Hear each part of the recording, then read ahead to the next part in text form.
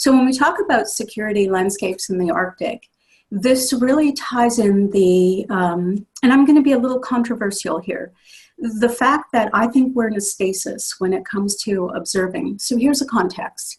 We've worked on observing networks for a very long time, and Will, a number of others, many of you on this call have been instrumental in looking at what we call a seafloor to space continuum. So for those of you who care, at the very tip of that triangle is the human-based observer. And I won't get too much into community-based observing networks, but I will say that they are becoming increasingly important because of the base of that pyramid, which is really the satellite systems. So if you look at the bottom left hand, the sea bottom to space, we are not short of equipment. And in fact, if you extend this to everything across the US government, what we call the FISL tip, which is the federal, state, local, tribal, territorial partners, that equipment is very extensive. And the technologies have evolved to the point where what you're looking at is NovaSAR, that little cheese grater in the bottom right hand. NovaSAR is, of course, a class of satellite that is actually considered quite large compared to Finland's ICEYE, which is about the size of a suitcase. So bottom line up front is that we have a lot of eyes in the sky, we have a lot of sensors around, and the question is, how do we do more with what we have? How do we do better with what we have? There is a stasis in terms of the culture and the attitudes around observing, and how do we leverage things a little better. So for example, a lot of the data that comes in from satellite gives us very little context. And that's where the other tip, the other end, that tip there in that pyramid becomes very, very important. If you couple that part of the observing continuum with the eyes in the sky, suddenly you have an unparalleled capability to provide context to the observations that we're having. So I'm going to jump now to something that many of you may have seen and some of you may not have seen, but UCOM has adopted this matrix. And if you look at what our academic community tiers as important, and you look at security, then you look at differing axes of perspective. So if you look permafrost and infrastructure, hydrographic charts, communications, icebreakers, all those things, they're not as important as things like how do we better share data and information? How do we better have an awareness of the total environment so that we can detect if there is a threat that affects, for example, marine living resources, our fish, our natural resources, our communities. Search and rescue, of course, being high up there. And then, of course, the dual-edged sword of foreign nations. So contrary to popular belief, there is a lot of cooperation in the US government currently with foreign nations to actually detect when foreign nations are acting in a capacity that affects our resilience, our security. So we developed a method called the Quadrant Enabled Delphi, and it's because we have a lot of workshops, and the workshops are really fun, and we talk and we eat and we come up with ideas, and you know, maybe we write a 226-page report that, I don't know about you guys, but I don't have time to read. So the QED, and you can read about it, it just got published, is a way to actually acquire tangible, concrete, precise, and specific data from these meetings so that you can actually do meta-analyses across meetings and across different groups. So let's take, for example, this is the data information sharing workshop, and this is essentially looking at what do our data holdings look like. So we have great, when we say strategic international, great satellite imagery, tons of it, love it. A lot of aerial imagery, love it, great. And if you look down on the bottom right-hand side, the ideas of what, you know, we're calling tactical local, and tactical local applies to academia and communities in a lot of ways, in that you have to be tactical about how you manage resources, about how you manage equities, how you manage your social resilience, tactical is not a military or a security term alone. Tactical is you need to be tactical about the way you manage wastewater. So, but one thing you'll notice that's pretty shocking, well, it wasn't to me, but to our data experts, 148 of them, was we have almost no data at the local level, the tactical level, the local tactical level. And this is where you look at how much we have at the satellite level and how little we have at the local tactical level, and you think, maybe there's a way to leverage this. Now, the other thing you'll notice is we talk about the 3 V's in data: volume, velocity, and variety. The variety in terms of our satellite imagery is actually quite low, and variety is really critical for context. So I pulled this off, and you'll see I've pulled a bunch of slides from different presentations on purpose. So it wasn't laziness. It doesn't take a lot to go and make everything the same. I did them on purpose to show just how many different efforts are siloed and not connected. So this is Interos, which you are all probably familiar with, the European multinational effort. And we're actually going to run through several of these. So if you look at the work package structures, of course, we're always talking about that Pan-Arctic system. And that Pan-Arctic system is hinged on the ability to essentially fuse fairly disparate native data into something that makes sense for a variety of users across different policies and cultures and nations and geographies. We're going to talk about the community-based observing, data integration, and applications towards stakeholder. We're going to finish with an important piece of this, which is, this is all great. If we don't have the right policies in place, then it's a little more difficult to do what we need to do. So I am biased toward community-based observing networks because this is something that I have built and worked in for many, many years. And there's a lot that's out there published on it, and I actually just pulled a few selected ones. A lot that's published on it. And something that these have now evolved into is something called the Technology Amplified Observing System, or TAOS. And NSF owns all the credit for having the faith to invest in this starting way back when with Martin Jeffries. So, but TAOS is very broad, and that is the topic for a completely different presentation. But the bottom line up front here is that we're working toward integrating those local observations with satellite, aerial, and other imagery.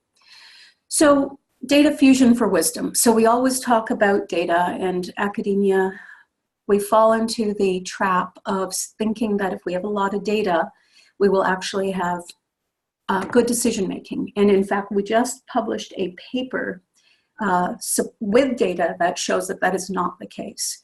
So what we do is we organize, we analyze data to come up with information, and we do it a lot. In fact, don't get me started. Then we rely on SME subject matter experts to interpret and evaluate the information so that we come up with some kind of knowledge.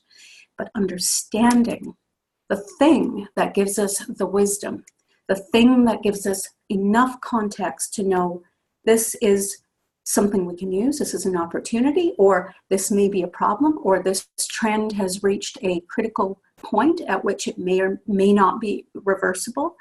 That wisdom, and then the wisdom to know how to either intervene all the way over to interdict, and then to restore. Now, I'm not talking about ecosystem restoration, but restore resilience. That understanding and wisdom is where we're moving toward. So going back to our data assessment, and now that we have an idea of what our data holdings are, we talk about data cycles, and you've seen this in all different forms. And don't worry about the classification there. I'm going to pull that up, and that's a little bit controversial. But academia, basic science has got to embrace the fact that without that basic science, we cannot execute the operational side of things.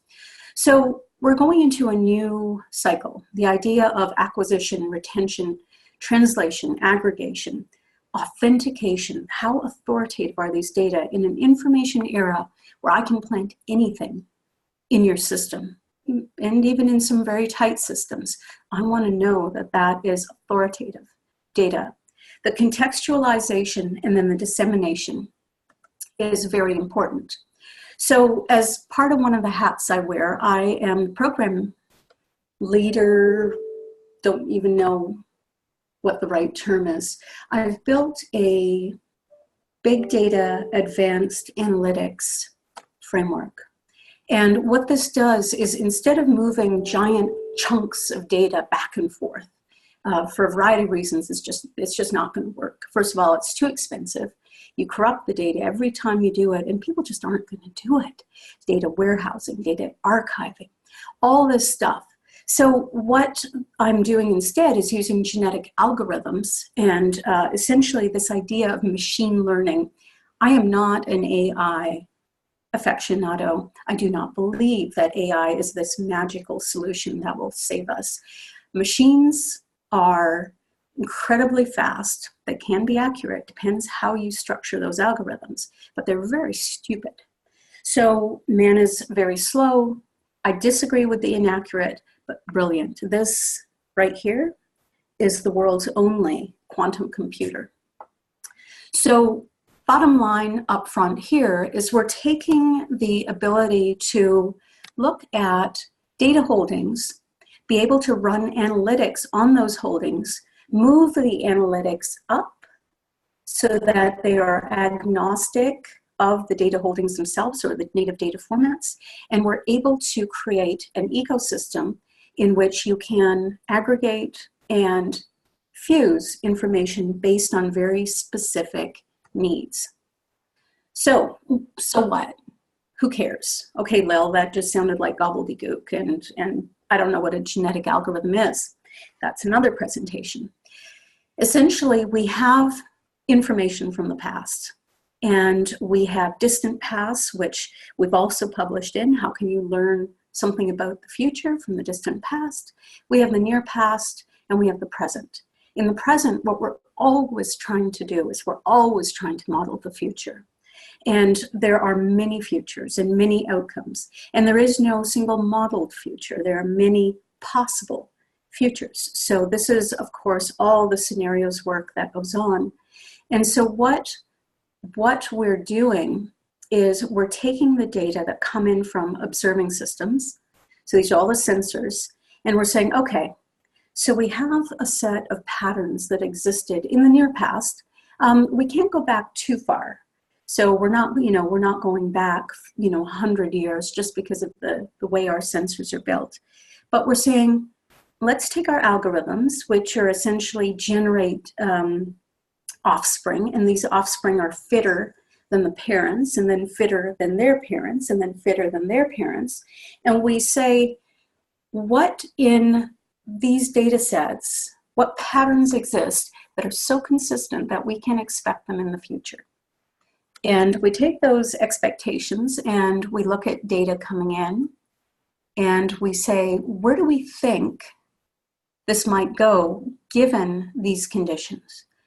So this doesn't mean that we can fully automate modeling or prediction. I don't like the word prediction or anticipation. It just means that we can do it a little more quickly with a little more variety of data. So, okay, great. So one of the other things I'm involved in is the writing of the Department of Homeland Security Strategy for Arctic Security. Why should you care? Because basic science and science is really one of the underpinnings of this. And at our last meeting, we were fortunate enough to have a member of NSF there for situational awareness, for input. So Arctic strategies, there are a lot. We work very closely across the FISLTIP, federal, state, local, tribal, territorial partners. We work across federal agencies, and there have been a number, and I won't get into how many.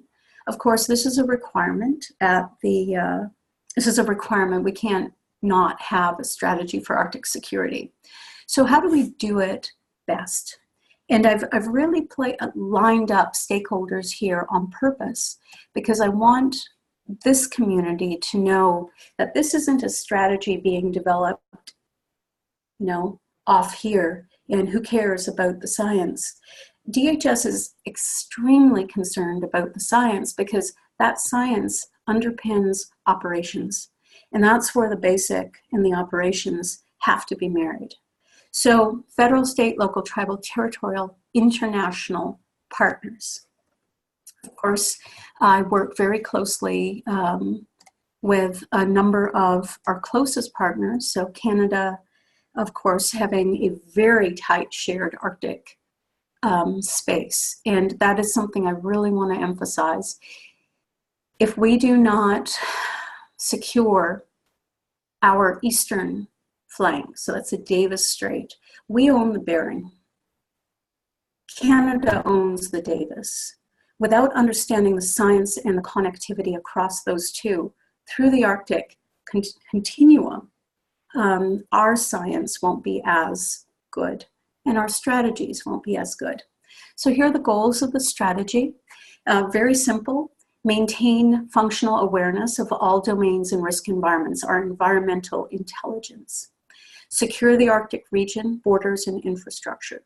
Promote the resilience and preparedness of Arctic communities, and facilitate safe and sustainable growth of commerce and travel in the Arctic.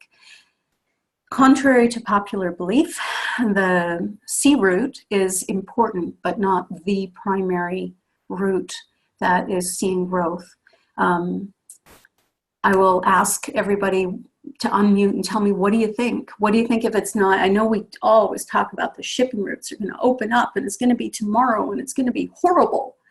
But what do you think is really the fastest growing travel and commerce in the Arctic? Right now, tourism, I think. Okay, so tourism is very big, and it's actually air, right? Good, very good. So it's actually the air, and we never thought about that. In fact, our Arctic, the US Arctic, Alaska, has a huge number of airstrips, huge number of places for planes to land. Anyhow, I digress. Goal 1, awareness objectives. Develop and maintain all domain awareness in the Arctic. Kind of a big objective, right? We're gonna have all domain awareness. Well, the interesting thing is we have the sensors to do this. What we don't have are two things, the culture and the will. Not Will Ambrose, we have will, but the motivation to leverage those and the information and the data better. We want to understand the relationships between the environment, communities, and national security interests. And when I say national security interests, we all default to the headlines that we see in the media. But our interest in national security is really, think about food, water, commerce, energy, freedom to move freely and safely. And we want to maintain awareness of that Arctic risk environment so that we understand when change is going to pose a threat to any of those components. Secure. And inevitably, some of you may be thinking, I don't like this. I don't like, somebody telling me about the DHS securing the Arctic because they're going to think of, people in uniforms or something. But it's really about making sure that all the DHS assets, so this is Coast Guard, Border Patrol, FEMA, a lot of our assets essentially work with our stakeholders to ensure that the way operations unfold in the Arctic are consistent with the needs and with the cultures. We also want to develop and improve Arctic capabilities, and everybody defaults immediately to, well, it must be infrastructure, it must be building stuff. We actually know that building stuff in the Arctic, the way we build stuff in the Arctic is not a resilient approach. So it's really understanding how do we improve our capabilities writ large there without incurring sunk costs that are incompatible with a changing environment. The resilience objectives. Obviously, you can tell this is one of my favorites. Promote resilience in the Arctic. And this is where the academic community will shine. Because when we talk about resilience, we do a lot of the, and I'm going to get in trouble for this one, we do a lot of the Resilience Alliance stuff. And, you know, there's figure eights, and it's all very touchy-feely.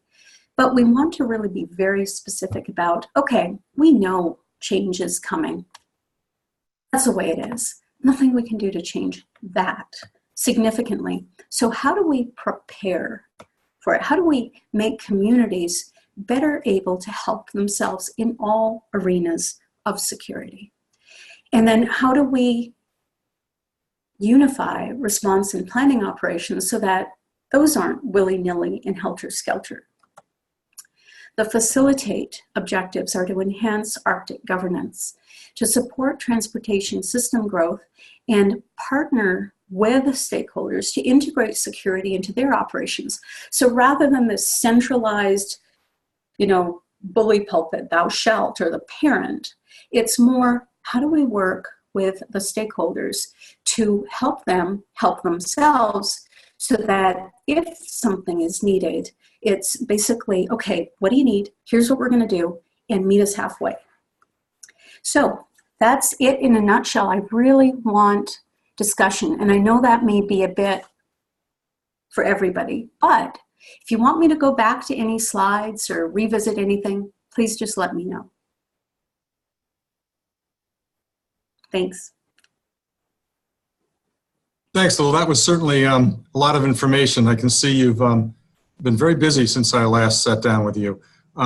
That's a lot of thought and a lot of stuff to digest. I've got a couple of things I could ask, but I'll open it up first. And I think that there are plenty of points that she made that each of which we could discuss for a long time. But does anybody want to start off?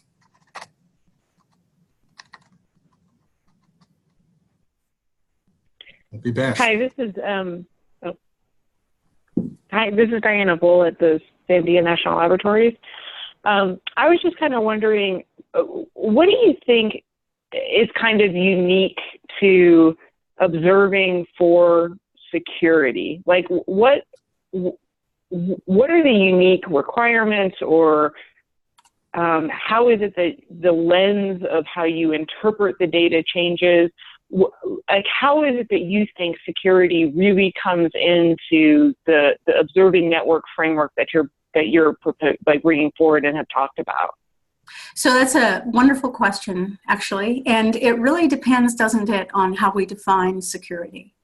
So if I were to ask some of the academics on the line, I can give you my definition and my statement, but it's essentially the world according to Lil.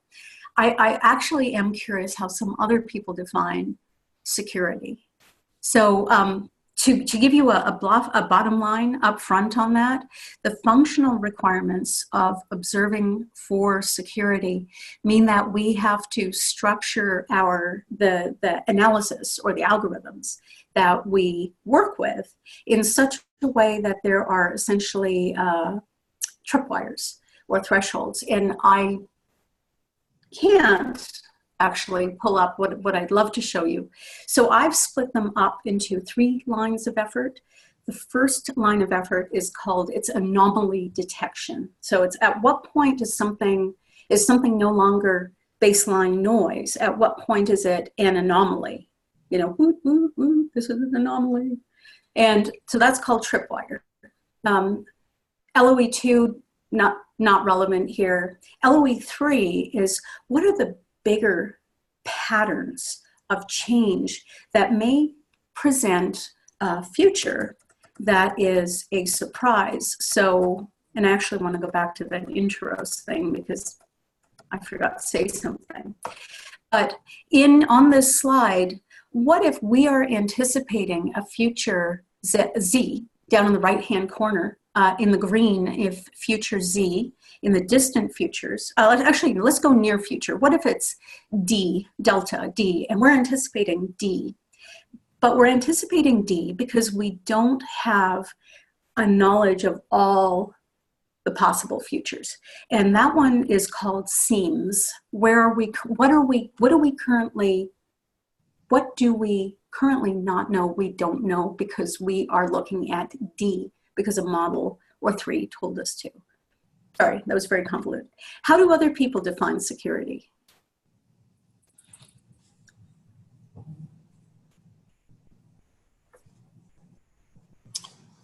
I think it depends on your perspective, right? I think if you asked, like you just said, you're going to get a different answer from an academic than from someone at DHS, right? I mean, DHS is going to go on about the immigrants and we're losing control of our borders, and no, they're not. No, this is what's actually been very interesting for me, actually.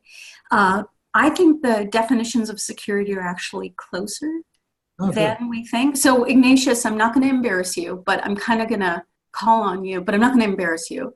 So what's your definition of security? I think of it in terms of weather and being able to operate in the Arctic and do my research, in safely.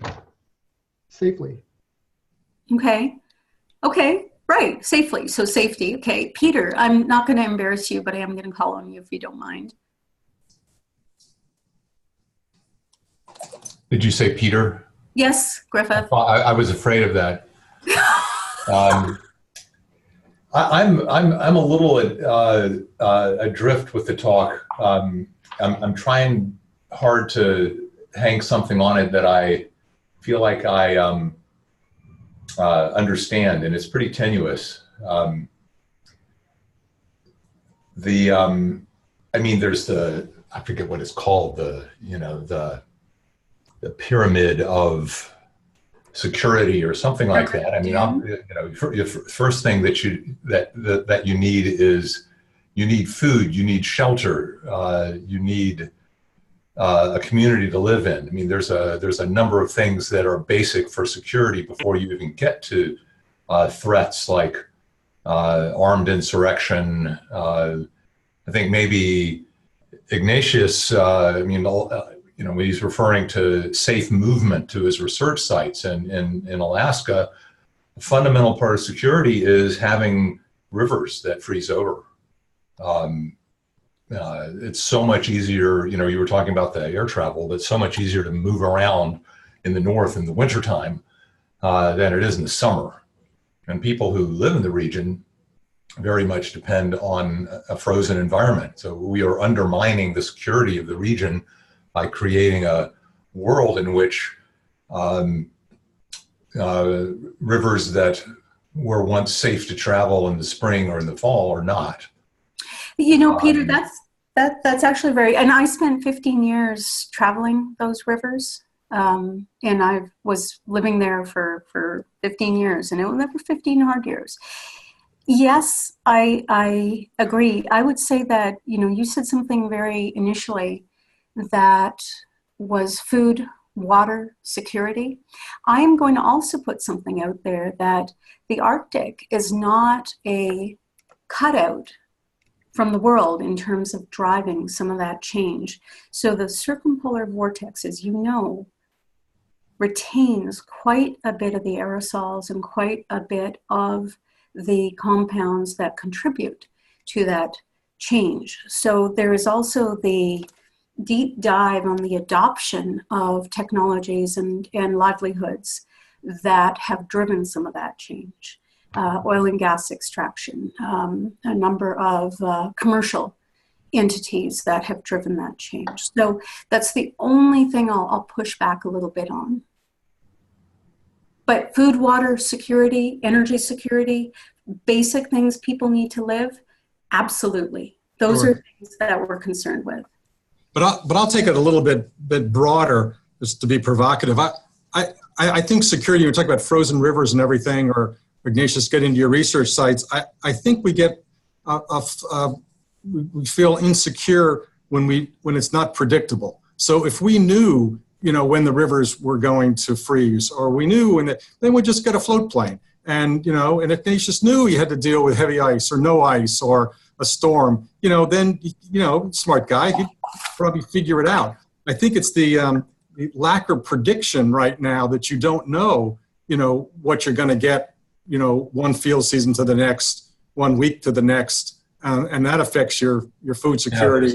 Yeah, there's certainly different time frames for the situational awareness that you're referring to. And I'd throw in a lobby for Renee's seeking to keep the U.S. array stations going. If you want to have situational awareness and weather and seismic activity and a number of other things, those would be a great thing to continue. And she didn't pay me to say that. But anyway, please continue your thought. I didn't mean to interrupt you. No, that's fine. I think all that's good. I just think it's some of it is the predictability of, where you're going to get your meal tomorrow, but for many of these communities, it's looking much further down the road, right? And so that's where the security is Yes. People are very adaptable, but they have to know what's coming. Absolutely. I mean, the different conditions, even if you look at the paleo history in Alaska, the paleo history of human settlement, the adaptability, I think we do communities a disservice when we talk about, sky is falling and it's all going to heck in a handbasket. Because if you look at the ability of these communities to adapt, it is phenomenal. And Will, your point, it was actually, I wrote it down. It is exactly that. I can adapt if I know what to adapt to. But if I don't, then yeah, I'm insecure. I mean, I'm not insecure, but I have a lack security or a sense of security.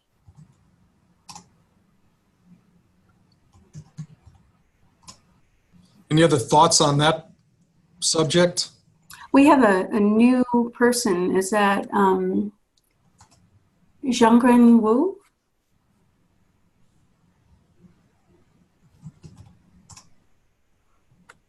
He's not going to talk. Okay. Let me throw out something else then. And again, I don't want to pick on Ignatius, except that he's there. But I mean, let's just take as an example. I'm sort of bridging the gap from an academic who collects a lot of data. For those who don't know, Ignatius is involved heavily in the International Arctic Buoy Program and collects data from buoys, and that simplifies your work, Ignatius. But so a lot of data come in from these buoys, and they get compiled and they get put out to the public for those people who want to use them.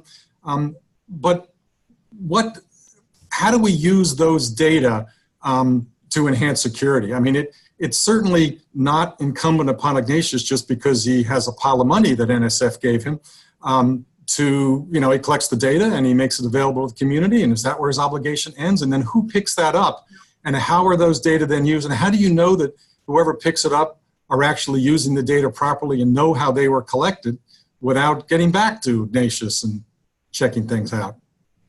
So, Will, I think you just hit on the head possibly one of our biggest problems. And again, this is probably why I'm not invited to any of the academic reindeer parties anymore.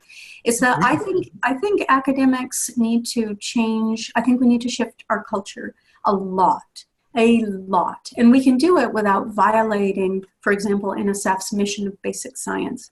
But quite often, and I'm working with other observing networks like NEON, I want my data out of it, and I'm going to model my data. And hey, I've done my stuff, it's available, leave it at that. I think that if there was ever a time to step up and say, either I will accept the onus without being asked to do it, of ensuring that the data are integrated, seeking out the other data, similar data, which is what IARPIC seeks to do, or whether or not it does come down in a parent role from NSF, and here I'm probably going to get quite a bit slapped, but for NSF to say, you know what, it's not enough anymore. I know there's a burden. Believe me, I don't sleep, but we have a real need out there. That is not a 9 to 5 need. So for NSF to say it is not good enough for you to give us a data management plan, it is not good enough for you to dump it somewhere. It needs to go a step further. I don't know, I haven't figured out what that step further is, but I think academia needs to move a little bit more closely. People like DHS, they are trying to move this way, but academia actually keeps moving this way. And so they can only reach so far. And the gap is actually widening when we desperately need it to close more than ever. Well, now that I picked on Ignatius, I'd like to hear if he has a response, but he doesn't have to.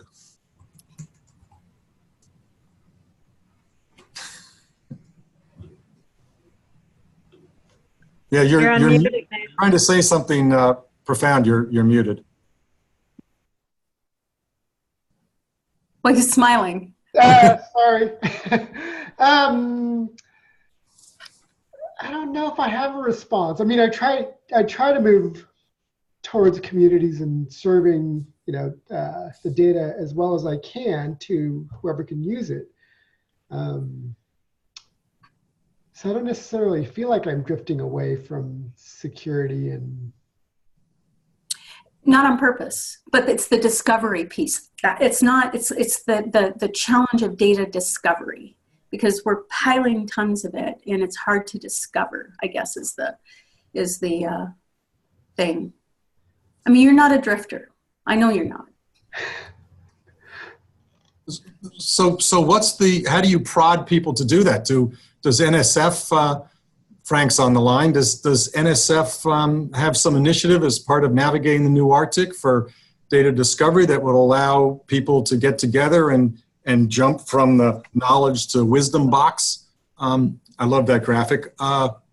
Or do you just assume people are going to do this? Not all the academics know exactly what's needed. I mean, DHS doesn't come to a lot of meetings with academics, And I'm sorry, I'm trying to change that. Okay, good. But, I mean, how does an untenured, professor know that this is going to be good for her, right? Right. And how does Ignatius know that by doing this, he's going to be able then to get more NSF money? Maybe he should be writing papers about his data. You see the point? Anyhow, it's just, I'm digressing a bit, but I think data discovery is really important, but there has to be sort of a reason to do it for the academics. Yeah, that's, that gets into the culture piece. So it's funny, one of the biggest problems I'm dealing with right now for this big data advanced analytics project is not the data, not the technology, actually. In fact, I'd say technology is about 15% of the problem. 85% of the problem is actually culture. And I honestly believe we are at a tipping point where the culture we have become accustomed to or we have adopted is maladaptive for what we're moving into the future.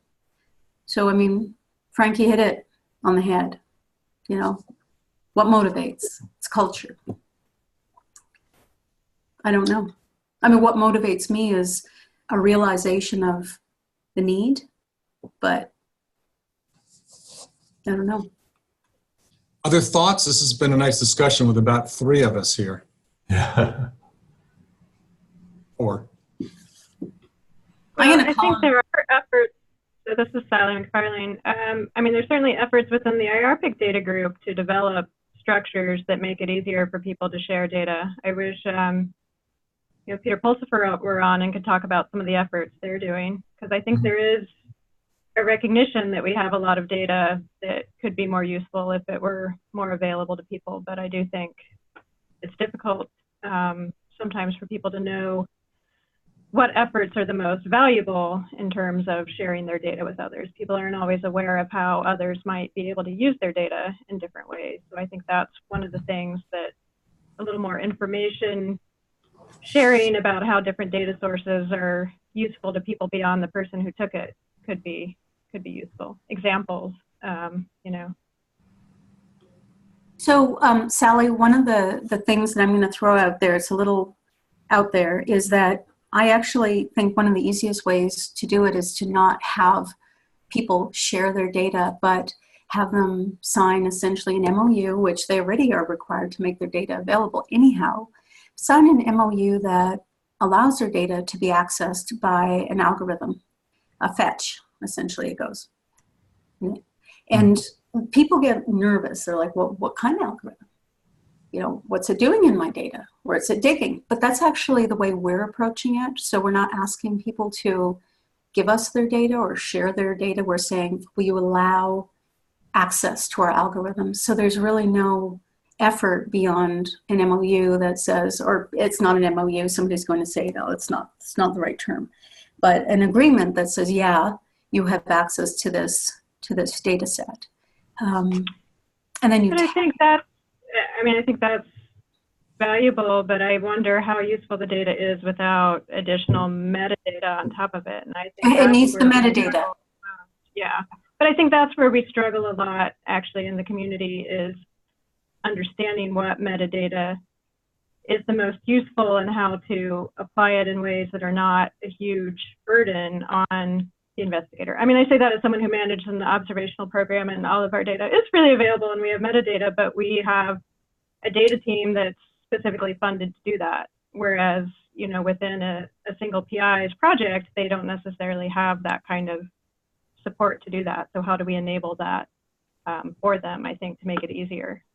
It's actually a really good action item because, yeah, we're talking about data pools or, you know, data lakes, whatever people are calling them these days, in the ecosystem that are of a certain size. And not to be offensive, I fall in this category.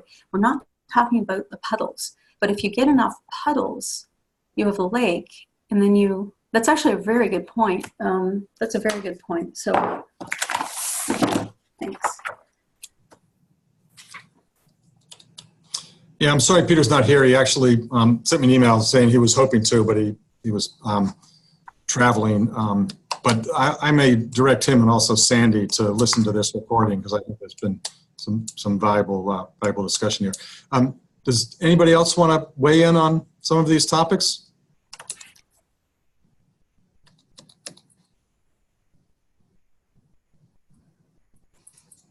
No one? No academic wants to ask questions of what they can do with their data?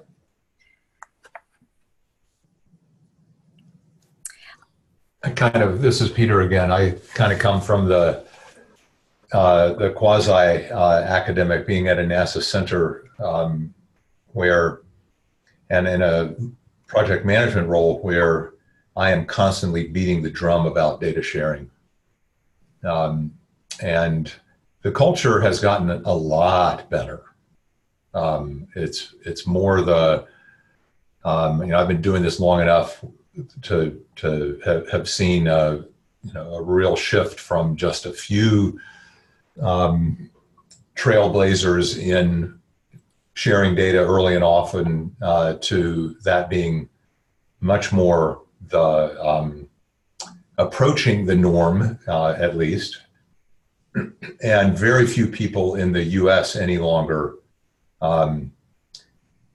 try to pretend that they don't have to share their data. They may find, a million reasons to delay it, but they won't actually challenge you on the requirement. It's not so true in Canada. You can really, there are a lot of Canadian scientists are coming out of a different system and a different set of rewards and a different set of federal requirements. But how do you mean, Peter? Are you talking at the academic level or at the government level, or? Well, it's a little bit of both, because NASA does extramural funding. So the requirements for data sharing for a university investigator who has NASA funding are the same as a NASA scientist at a center. The ideal is a very rapid turnaround. The reality is that people who do field work in tough environments, it's not the same as having a $600 million satellite mission that has a data uh, um, workflow that is built in before the satellite even goes up. Mm-hmm. So the fact that some satellite observations are available within minutes to hours to weeks, depending on what it is, it's a different world for the investigator on a snow machine who may take a year and a half to get data in a position where it can be shared with the team. But it's very much the expectation in the above science team that people are bringing their data into a common framework for integration and synthesis and modeling. And over time, we expect and demand and that happen, and people will find that they are not successful in moving from phase 1 to phase 2 to phase 3 of the field campaign if they're not sharing their data. Yep, that is a very good point. I'm a little, yeah. I originally came from the Canadian side, and I know there are different structures that way. For the Arctic itself, this concerns me. It concerns me to the point where I'm going to be proposing a special meeting on this in January because it's come up in a number of arenas, and this is just the one space where we have to be in lockstep on so many things. So, yeah. Well, Peter Pulsfer, who someone mentioned earlier. I know Peter very well. Yeah, he has a lot. He's worked a lot with on the Canadian side as well. I'm sure he has deep insight. We talk often. I know him well. Yeah. Yeah, and he's doing quite a bit with particularly corralling international data groups, and he's got some NSF funding, and I'm on with him at least once a month on SAON calls, and he's quite active in this arena. So. And I would also add, and I'm sure everybody else here knows that, the Arctic data projects that are funded by NSF, it's a requirement that those data go into the Arctic Data Center, and those have metadata coupled with them. So there is a fair amount of, Arctic data available, but it's how it's used and who uses it, and how we bridge that gap. I think I get the sense that we're missing. So can I be blunt for a minute? So we did a pilot project on these genetic algorithms, evolutionary computation, and AI machine learning on the Arctic, maritime. And one of the things that ended up stumping me and the team was there were quite a bit of data. They were incredibly homogeneous. And that almost killed the project. It was, if anybody is interested on that, the entire gory anatomy of that effort, please let me know. That's one thing that really, really, really got us. Or they were discontinuous enough that. What do you mean by, I don't want to go on too much longer here because I'm sensitive to people's time. We try to keep it to an hour, but this is an important point. What do you mean by homogeneous? Well, there were pretty much a lot of the same kind of data. So there was a lot of oceanographic data. It was just a lot of the same data, but there wasn't enough diversity to do the kind of essentially machine learning we needed. So that was the problem. And I'm happy to really talk about that because I haven't had anybody to talk about it with. Well, we might have you back again to talk about it. What I think this group would like to know is what types of data were you missing? Where do you want more heterogeneity? I mean, the Arctic is an ocean, but what would you need? That's the kind of thing that program managers particularly want to know. Where are the data gaps? And that's another recurring theme of this group. So, so if that's something that people would be interested in, we can revisit that and invite people back sometime next year to talk about that. Does anybody else have any other comments? I realize this could go on for a long time, and there were a lot of things in Lil's talk, and I think, like I just suggested, we may want to revisit some of these, but I am sensitive to people's time, and we do try to schedule these for an hour. But does anybody else have any other parting thoughts? Okay, well, in that case then, this presentation is recorded. You can actually get Lil's slides. She posted them, a version of them, just yesterday. So if you want to go through them and digest them, her email and everything is available there. So I know she's open to criticism and comments. And so I would thank her for a stimulating presentation and discussion. And I apologize if I picked on anybody too much, Ignatius. But no, I think this was good, and this is exactly the type of thing that I think IARPIC is well suited for. And I just hope we don't forget some of this and some of the other things we talked about, and can keep these threads going. So, okay. Thank you. Thank you much. Thank everybody, and have a good afternoon.